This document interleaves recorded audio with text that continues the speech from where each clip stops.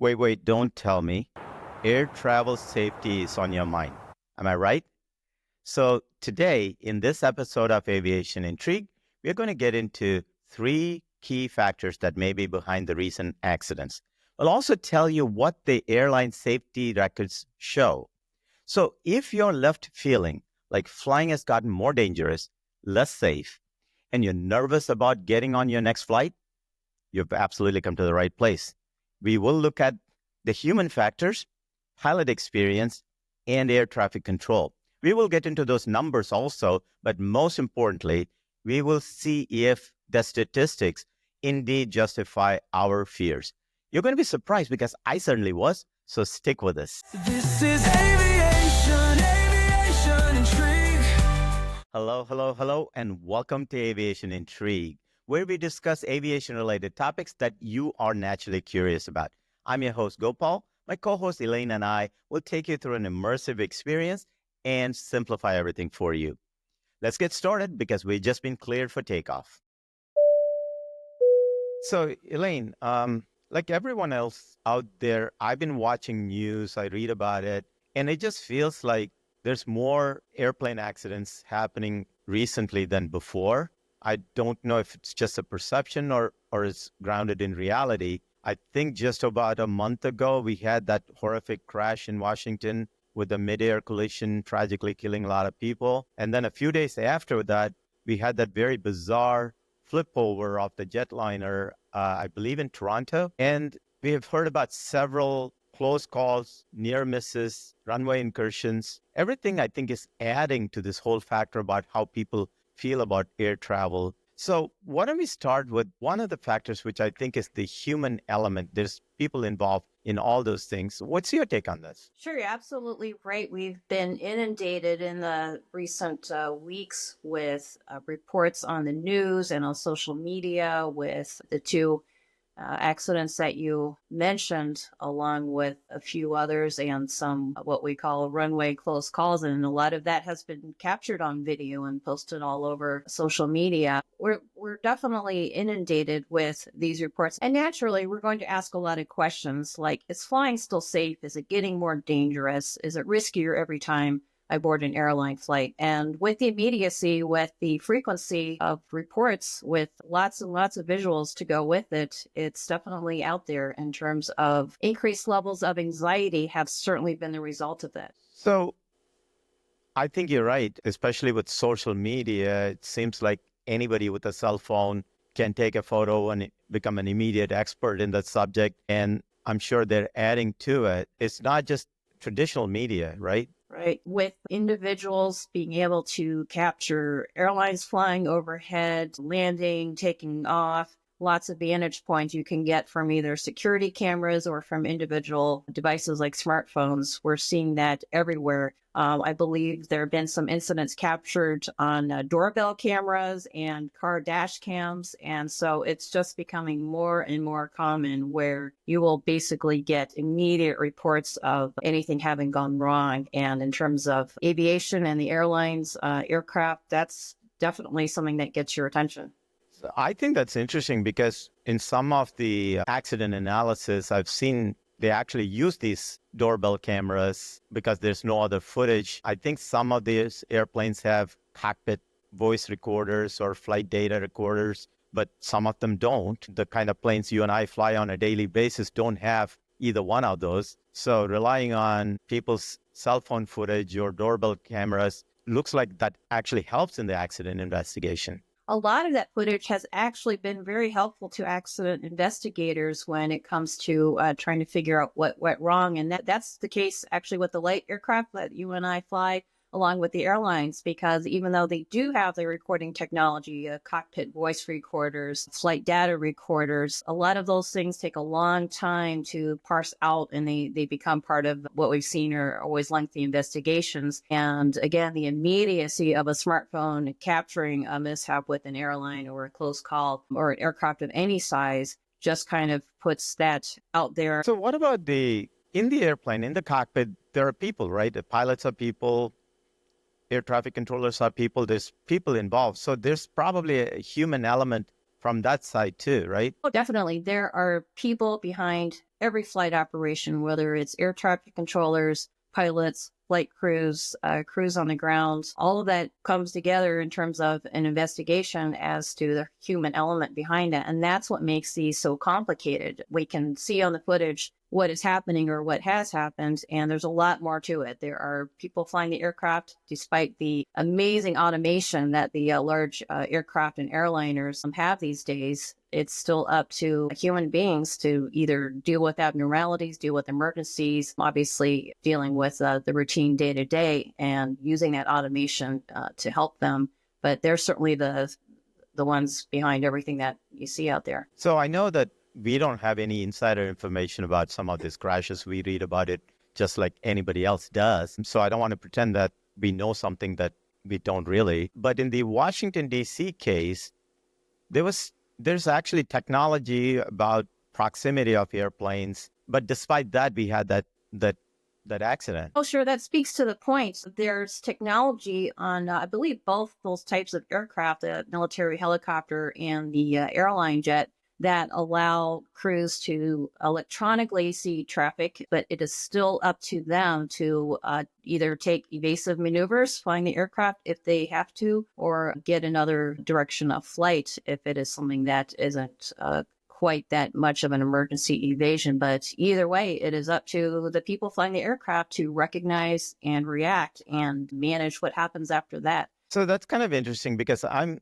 looking at our daily lives and say, in our cars, especially newer cars, have reverse cameras, proximity sensors. So if I'm backing out of my driveway and somebody else is coming, the car senses that, sometimes even automatically brakes. So this technology you're talking about is a little bit like that, right? Well, it's definitely a lot like that. There are a lot of differences. It's not really based so much on cameras as it is sensing broadcast signals from the other aircraft. And that's just something that has the same result where that equipment allows you to, quote unquote, see other aircraft in proximity. But we can kind of make the comparison to backup cameras. It allows you to see what's behind you. And like you mentioned, my car doesn't do that, but maybe yours does. Some of them will automatically brake if it senses something in the way. Obviously, airplanes can't brake in the air, so it's the same thing. It's up to the driver to recognize something's going wrong, even if there's an automatic braking system, and it's up to the flight crews to recognize something is going wrong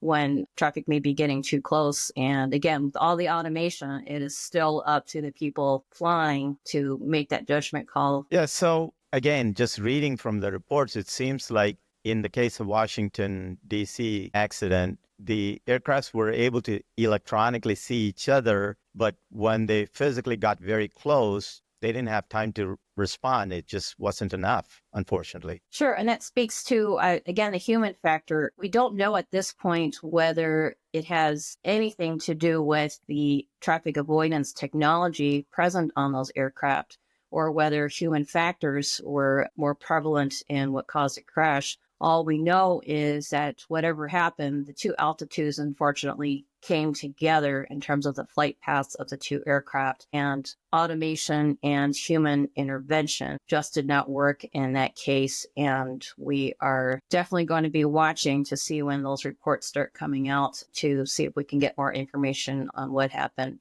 But if you look at the investigation in terms of, okay, they're going to put things in a couple of buckets here, the automation and the human element, or the aircraft itself and the human element. It's a good way to kind of frame what will be coming, and that is a good hard look at both of those aspects. Yeah, so I think on the positive side, if you will, on the human element, I just remember the case of Captain Sully putting the U.S. Air in Hudson a few years ago. There, it wasn't the technology that saved those people. It was the person, it was the pilot, right? Yeah, that's a really, really famous example. I think most people are aware, and I've seen all the videos about that landing in the Hudson after the airliner had a mass bird strike, I believe, and lost both engines. And the Hudson River was really the only safe landing option. And that was based on the judgment of the crew, the judgment of the pilot flying. And I believe that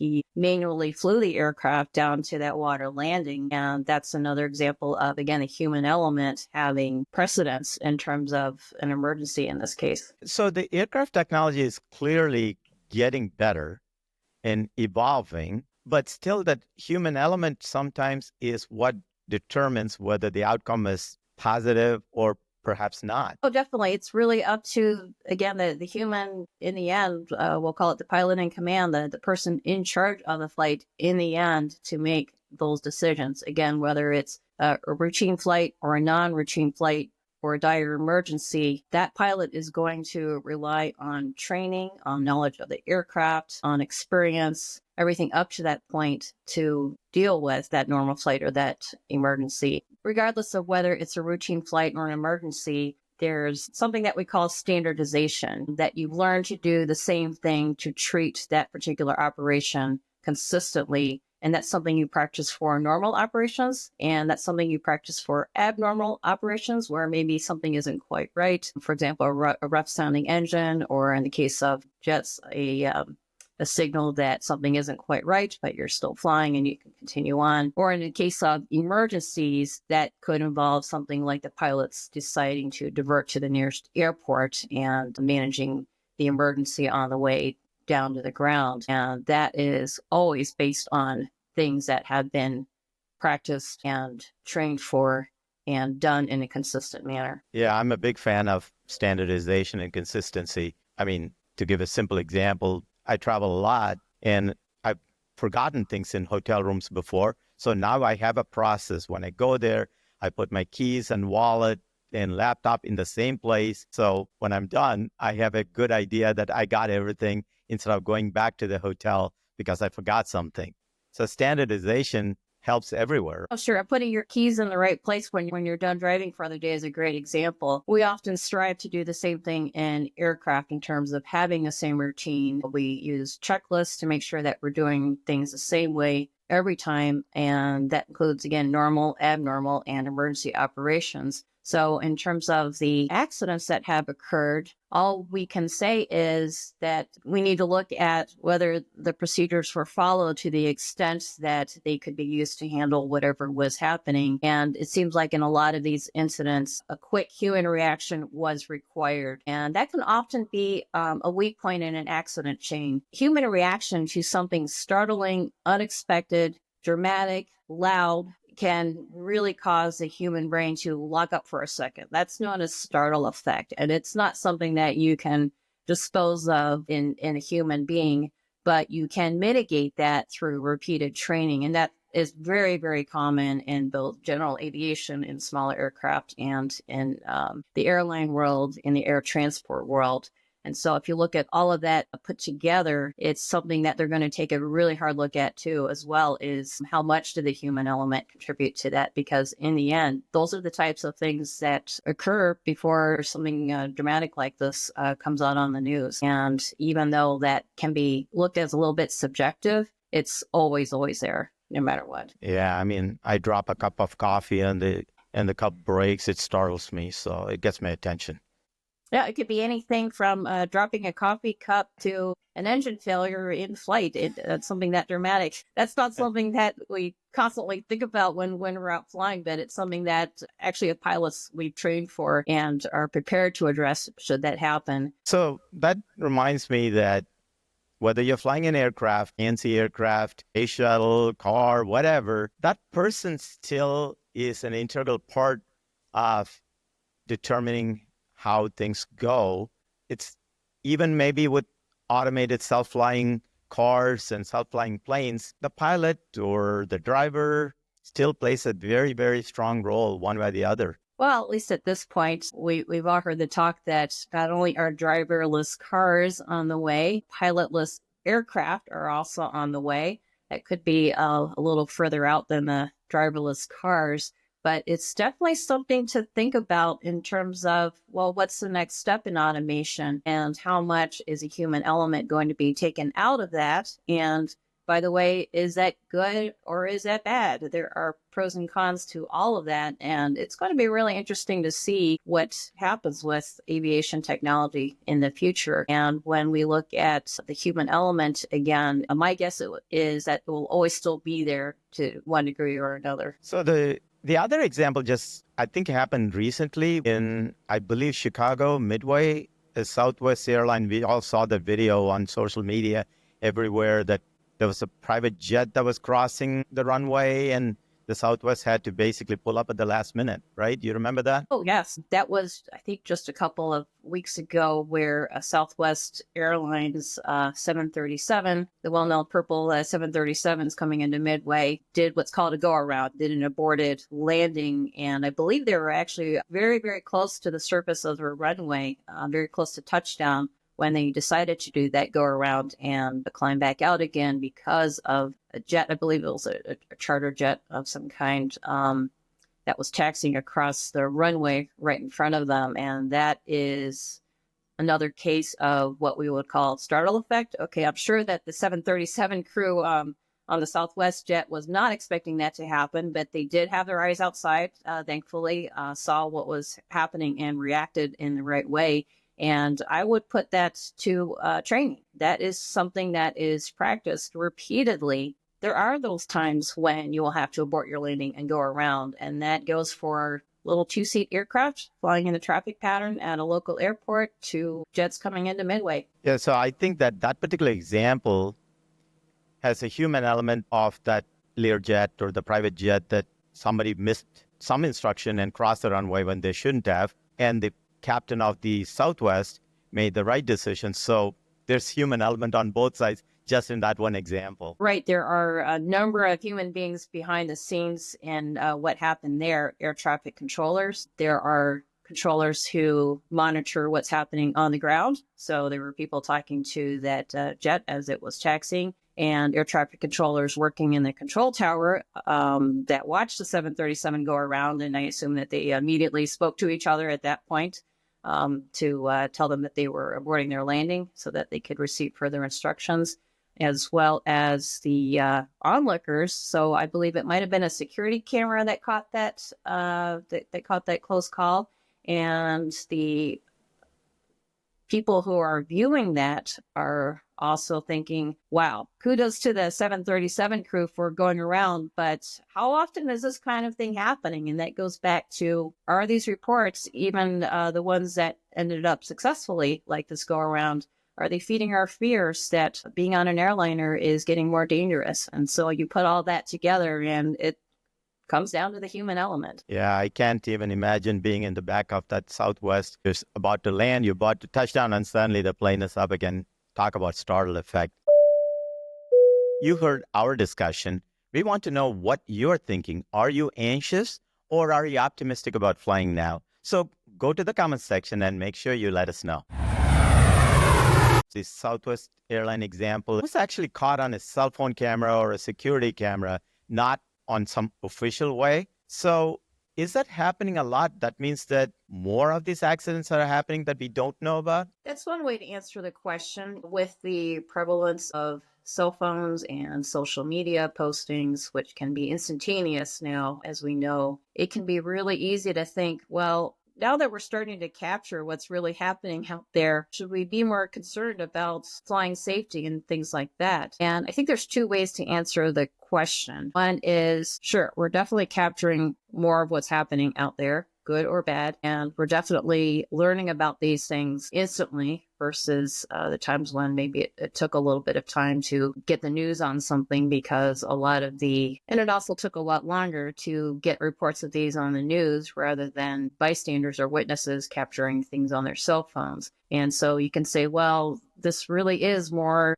of a taste of reality of what's going on. So the fact that media is now 24-hour cycle and we're seeing all these things, so that's probably adding to people's perception of how bad things are. Absolutely. And I would say it's no longer a 24-hour news cycle. It's a 24-second news cycle. And that is only accelerating. And I think that only feeds the fears because you learned about something that happened just a minute ago. You're going to react in a natural way. You're going to ask yourself, wow, is flying getting more dangerous? Because now I've just seen a couple of reports just today or just in the last couple of minutes of something happening out there that is making me feel less safe to fly.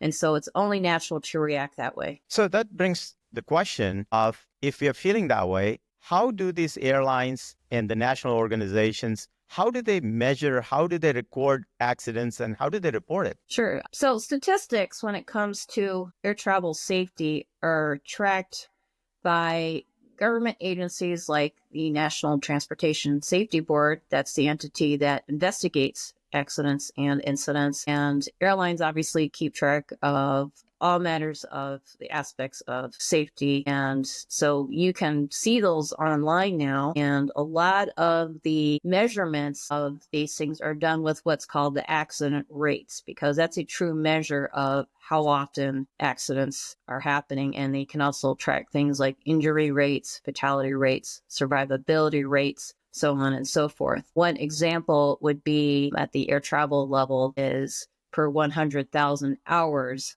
flown or 100,000 departures flown.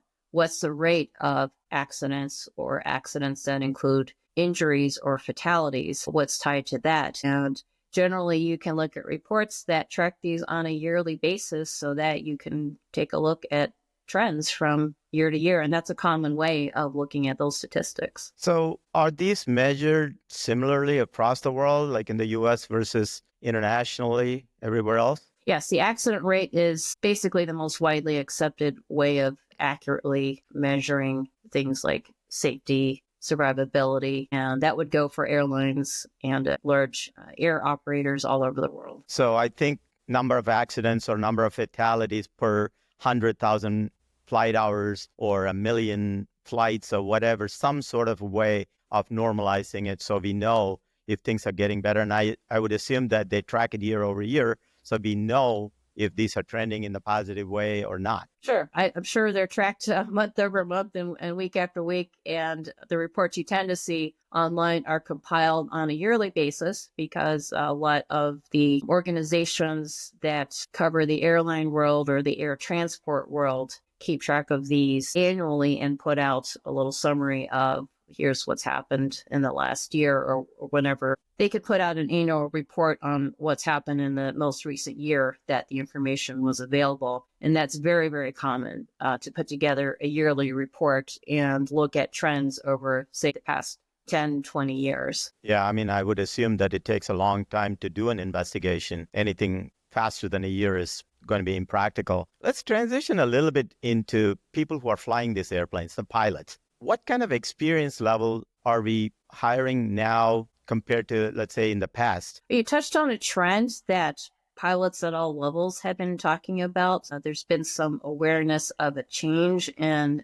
the pilot population in terms of levels of experience, how new they are to airline flying. And that's what we'll stick to for this discussion, or the flight crews that are part of major airlines, because that's really what we're looking at today. And since the COVID years especially, there was a huge drop in the number of experienced airline pilots continuing to fly. There were a lot of early retirements. Nobody knew what was going to happen in terms of the airlines unsure of their futures. And so a lot of that resulted in a bigger than normal chunk of retirements, early retirements, people leaving the airlines. And even though that industry is very cyclical anyway, that there are ups and downs in hiring, in staffing levels, experience levels, it was pretty unprecedented in the last 5 to 8 years, let's say, in terms of the trends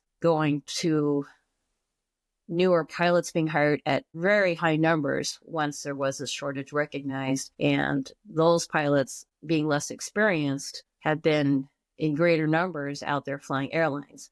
Now, you're going to think, wow, maybe that's what's making airline flying less safe, if that's how you feel about it. My first response to that would be probably not, because even though the pilot population at the airline level has changed drastically based on what I just mentioned, the training and the standardization of that training hasn't changed. In fact, it may even have gotten better, because anytime there are opportunities for airlines to improve the safety record and improve their training, they're going to do it. So safety in terms of pilot training is probably just as good as, in fact, probably better than ever before. So even though we're seeing newer pilots, hence less experienced pilots, I wouldn't say that that's causing a big drop in safety or a bigger risk in flying on the airlines. I just don't think that's true. So in the COVID years, you talked about it. It wasn't just about people retiring, but people were flying less. There were less air traffic, and you didn't need pilots. So when things pick back again, they need to hire a lot more of these pilots. So if I don't have very experienced people flying these fancy jets, you have to hire younger. You have to hire less experienced. Sure. And I did mention that actually a lot of the gaps in flying just occurred suddenly, and lots of pilots, regardless of their experience, although sometimes it goes by from the less experienced first to the more experienced, got laid off. I mean, that was just a simple fact of the matter, and that caused an immediate drop in not just flights, but the number of pilots operating those flights. And so when you put all that together, some people would call that as a huge unprecedented pilot shortage. There's a lot of factors that go into hiring pilots and the economic cycles airlines go through in terms of when they decide to hire pilots, when they decide to unhire pilots. That's a pretty complicated factor. But what we can say is that there was a big definitive change in the last few years in terms of the pilot profile. There's obviously still tons and tons of experienced airline captains out there, but a greater proportion than before of less experienced pilots, because once the airline started getting up and running again, they did find themselves short and had to hire quickly. Now, you can't become an airline pilot, the next day or the next week or even the next month, as much as we'd like to do that. It does take a lot of time to become an airline pilot, but the airlines picked up on that as quickly as they could when things started up again. And I believe they're still catching up on that. We've got growing demand for airline flights since that time. And since hiring is not a quick process at the airlines, there's probably still a ways to go. So it's not just hiring pilots, it's also training them. It's also for them to fly even more complicated jets. So I assume that when you get hired as a pilot, you're not flying a 777, you're flying regional jets, and then you have to get promoted to go to those. And that requires experience. Sure. And that has always been a typical pathway for an airline pilot. Like I mentioned, you can't become a 777 captain in just a few weeks or a few months. Sometimes it can take years because you are starting at the entry level. You're learning how to fly, learning how to operate aircraft, and then you learn to operate bigger aircraft from there. And in terms of airline hires for people who are newer to the industry, you do start out in those smaller airlines, those commuters, those regional jets that a lot of us fly from time to time. And that's a typical way to start. And then you gain experience and you move up, and then you may either become a captain in that same regional jet or that same size aircraft, or proceed on to a larger airline with larger aircraft. And there's typical career paths that follow those step ups and So those how long does promotions. it take? How long does it take for somebody to go to the next level? Traditionally, from what I understand, knowing airline pilots, both current and retired, it traditionally took years to get to, let's say, a larger airline captain position. And we're hearing that in recent years, that has been accelerated just due to the need for more pilots and more pilots moving up, so to make room for the newer pilots. That has been accelerated to sometimes as little as a year in terms of getting to the next promotion, say first officer to a captain. I've heard online and heard from people in the airline industry that sometimes that is as little as a year now, when that has never happened before. Traditionally, you are waiting multiple years to get that promotion. And now we're seeing that to the point where it's a very short time frame. And I've even heard and read that a lot of people are not taking those promotions because they say there's not been enough time for me to gain experience. I'm not ready. And that has probably been one other obstacle maybe added into the efforts to hire airline pilots, because even that quick of a promotional path probably still can't keep up with the level of the need out there. And it's been interesting to hear about airline pilots turning down those promotions because they're happening too quickly. And I'm not sure that that's ever happened in the past at that pace. So that's very interesting. So you're saying that the airlines wanted to promote these pilots because they needed them to fly more complicated jets, but the pilot themselves recognized maybe they're not quite ready. Yeah, interesting take on the human element, isn't it? Yeah, To exactly. have they're called upgrades in the airline world, but to have those promotions offered to you, but realizing that, wow, that is way quicker than I had expected, and that is way quicker than anyone has done up to this point. And by the way, I may not be ready for that. That's an interesting little aspect where we're not sure exactly what the numbers are on that, but that's definitely out there. And the fact that that's a new trend just makes it really interesting these days. Okay. So when I started flying 25, 30 years ago, that's when I started, the airplane technology was simpler. Now it's fancier, computer driven, a lot more automation. So as a pilot, I feel like I need to gain experience to be able to use that technology.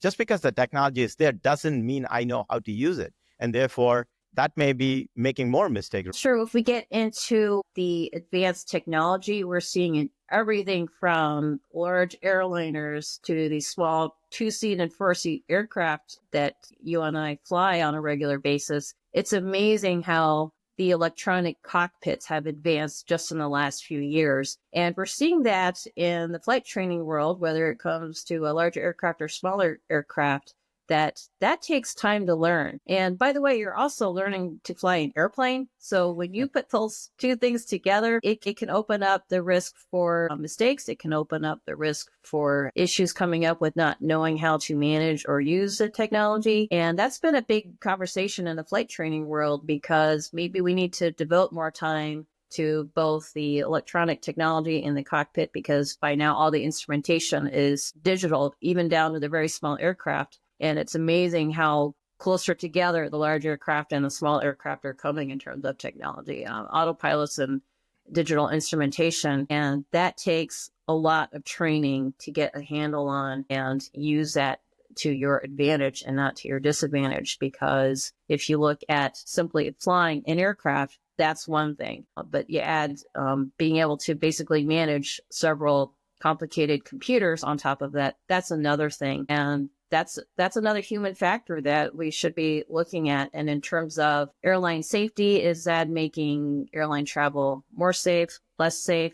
Definitely more safe, because of the level of automation, the reliability of electronic instruments is way, way above the traditional cockpits. And so that has gotten to the point where it's just fantastically safe. But But come you on, still how have human hard could it beings be? operating those. How hard could How it hard be? could it The be to planes fly a practically 777? fly themselves. and they practically fly themselves. And so that makes it seem easier, but you have to, in the end, be that human, be that pilot who still knows how to fly that airplane without the electronics. And that's where we come to the point of, then are we that much safer? I would say we are, because the training has obviously gotten better to accommodate the advanced computers that are now flying the airplanes. But you still have to account for the fact that it is now harder for a human being to operate an aircraft because of that. So what are you thinking about pilot experience or today's aviation technology? We'd love to know. So make sure you write your thoughts in the comments. So Elaine, earlier we talked about how the airline industry keeps track of these accident rates and fatality rates. So I'm sure people who are watching and listening are curious, what do the stats say? I think you'll be pleasantly surprised. So there are a ton of numbers out there, but I will just start with a couple of sources that I think really just drives home the point that I'm about to make. And if you look at, for example, we'll go some years back just to set the tone here. I like to look at NTSB reports because, as I mentioned, they're very carefully measured. If you What is go NTSB for, again? oh, that's the National Transportation Safety Board. They are responsible for all accident investigations. And by the And way, that's in the US.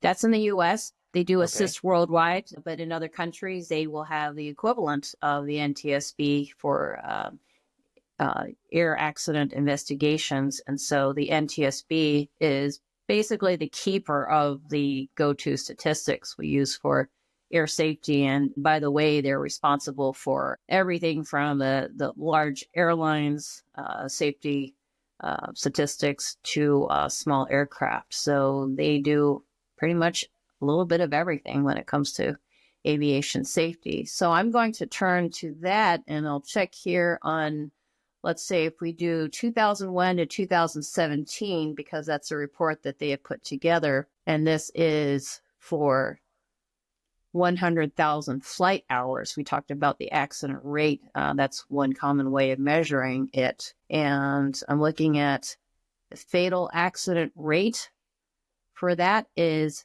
0.03%. And serious injuries, 0.117. So well under 1% is what the takeaway is for that when you compile those years. Wow, that certainly is surprising because based on what we see in news and social media, it certainly does not feel that way. It certainly feels a lot worse than that. If you want to look at something more recent, which is a little hard to find because it does take sometimes years to investigate an accident to find the cause and to compile the statistics, we can go to another source. I'm looking right now at the International Air Transport Association. So we're talking worldwide. They put out an annual report, and I'll read a summary here that goes to a little bit more recent time frame. The all accident rate of 1.13 per million flights, and they're summarizing that as one accident per 880,000 flights is what they see for 2023. So out of a million flights, 1.13 accidents. Yes. I mean, you could argue that number needs to be zero, but Sure. one is a fairly small number. So when you go worldwide, it is still very, very low. Obviously, everyone would like to see a zero accident rate. And the goal is always to try to keep the numbers on a downward trend. But from year to year, you may see little upticks. You may see a little change in that number.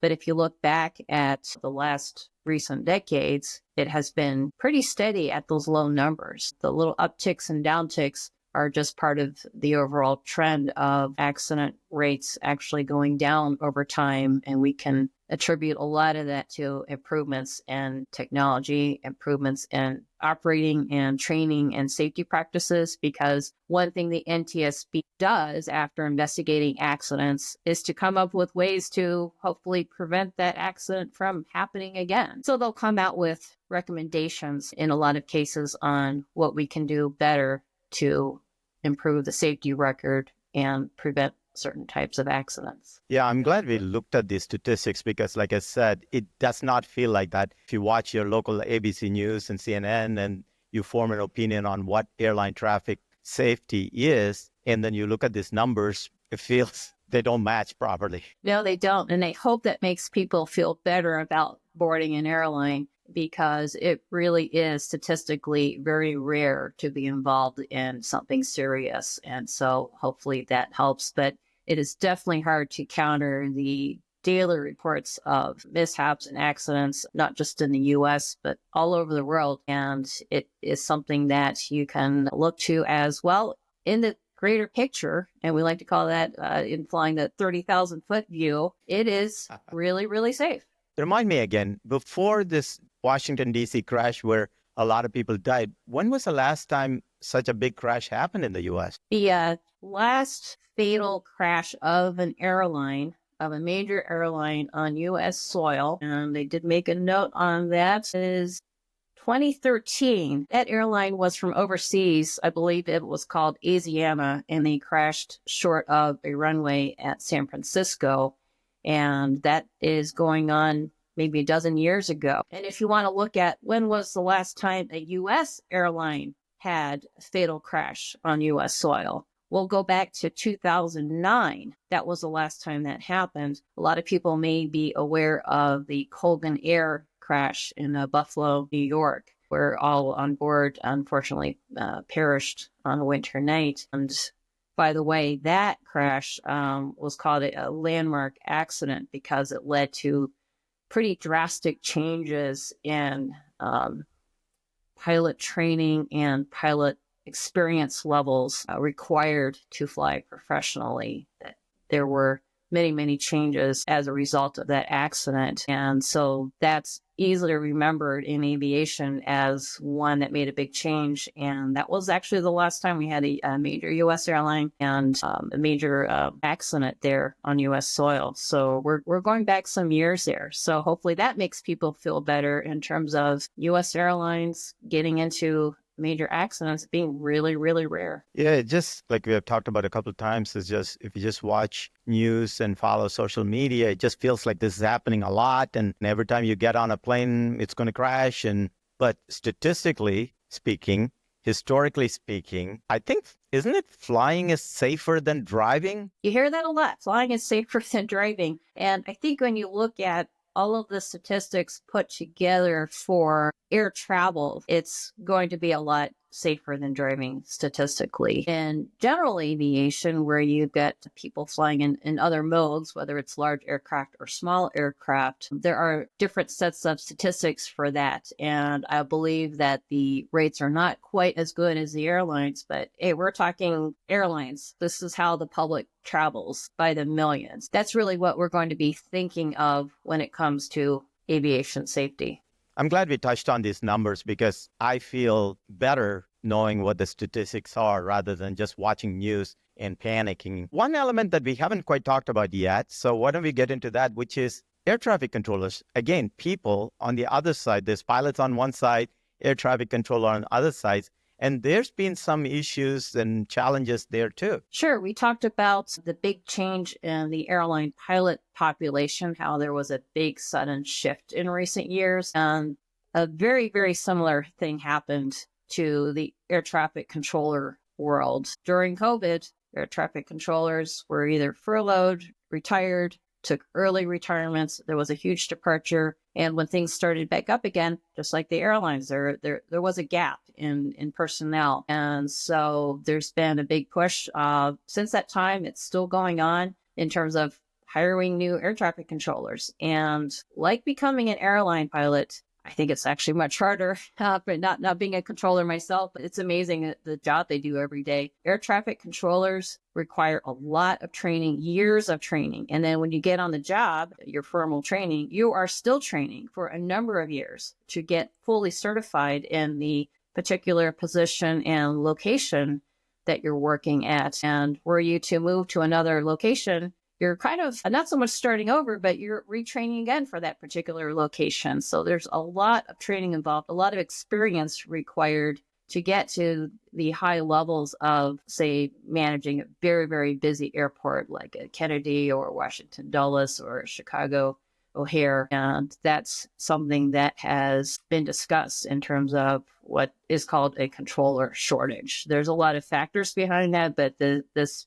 big gap followed by a big increase in hiring has also led to a lot of new controllers out there, and they still have not fully staffed a lot of the facilities around the countries. And so now you're dealing with growth in airline travel. It has gotten much busier since things started up again, and we don't have enough controllers in some of those very busy areas. And so again, back to the human element, there are people behind those operations, and in some places, not quite enough for the very busy facilities and busy airports. And so that has got to be a factor to discuss in terms of safety overall. Yeah, I know recently the news is maybe there's more laying off of air traffic controllers. That's been on the news quite a bit. So I can't imagine that helping this issue that we are talking about. And I think that there's going to be a lot of discussion on that end for it. I think that they're still going to really try to continue to staff and fully staff or bring up to speed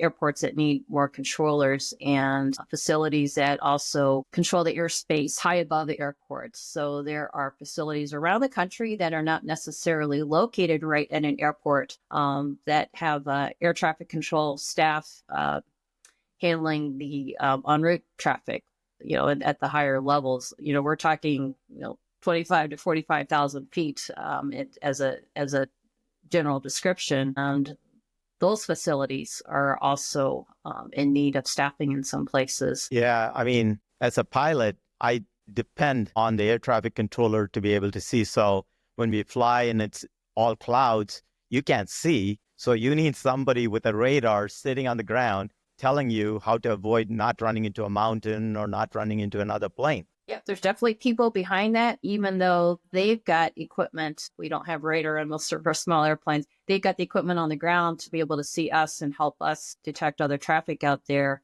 It's definitely down to people. There's definitely a need for people behind the scenes that we talk to on the radio, but they're also watching all the aircraft out there on radar scopes and airport terminal areas. There are controllers directing aircraft on the ground, and oftentimes they have radar scopes for that, but they are also looking out the window.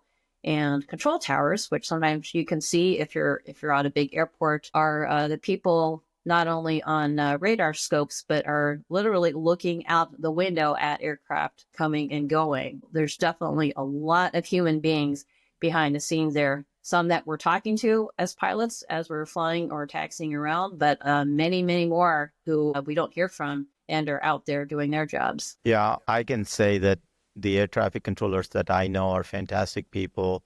They care deeply about the pilots up in the air. They understand that the pilots depend on them. So I have a huge amount of respect. I could not do that job. It requires a kind of patience, and it's high stress, high pressure environment. You can't afford to make a single mistake. People's lives are in your hands. So I have deep appreciation for them. They do a fantastic job. I have also great respect for air traffic controllers. It's an amazing job they do every day. And those times when a pilot out there needs help because something is wrong with the airplane or the weather's getting bad, it's amazing what controllers have done to help pilots out of bad situations. So not just in the normal everyday busy airspace mode, but when something is going wrong, air traffic controllers are absolutely amazing, and they have saved many lives. I have nothing but the greatest respect for everything they do. I think we touched on this thing, but it seems like airspace is also getting congested, right? There's more airplanes out there. Definitely more airplanes out there. The demand for air travel, as we see in the news, has just grown and grown and grown after the shutdown and startup. It has just gotten to the point where things are a little too busy maybe out there. We talked about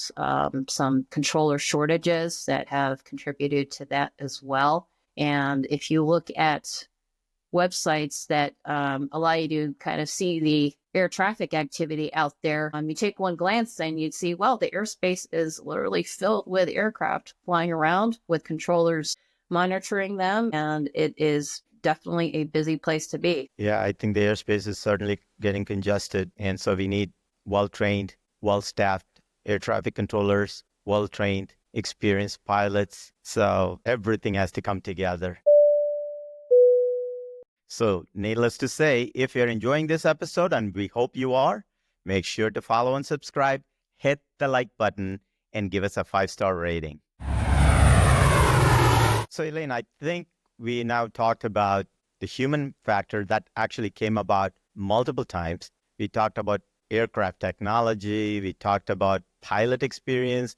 We talked about the air traffic controllers. We even talked about the congestion in the airspace. So what do you think? I mean, both as a pilot and a passenger in a commercial jet, are you nervous about getting in an airplane, or what is your personal take on this? I've seen all the reports and all the videos that everyone else has been watching with these incidents that have happened recently, but I am still just fine flying or boarding an airline tomorrow if I had to, because in the end, we know that in general, it's as safe as ever, and it has always been a safe way to go. And we just have a lot of reports to deal with, a lot of incidents, a lot of close calls, a lot of talk about whether flying is still safe. And so naturally, we're going to question that. But I personally don't have any concerns about flying either small aircraft or a large aircraft or an airliner, because in the end, it's going to be okay. Yeah, and I agree with that. I feel the same way. If you just read the news, everything is doom and gloom. But in reality, it's much more safe. It's